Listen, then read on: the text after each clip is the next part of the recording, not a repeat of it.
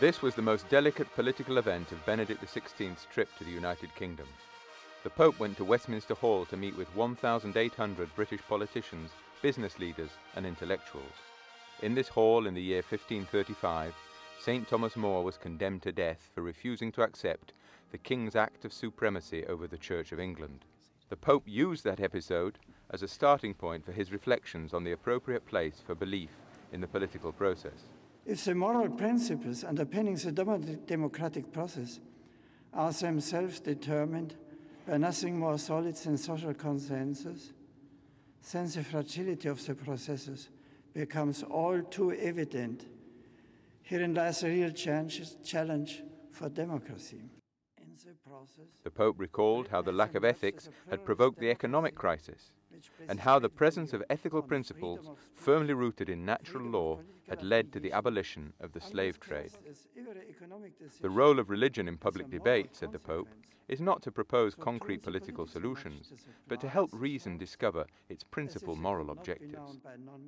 Religion, in other words, is not a problem for legislators to solve, but a vital contributor to the national conversation. In this light, I cannot but voice my concern at the increasing marginalization of religion, particularly of Christianity, that is taking place in some quarters, even in nations which place a great emphasis on tolerance.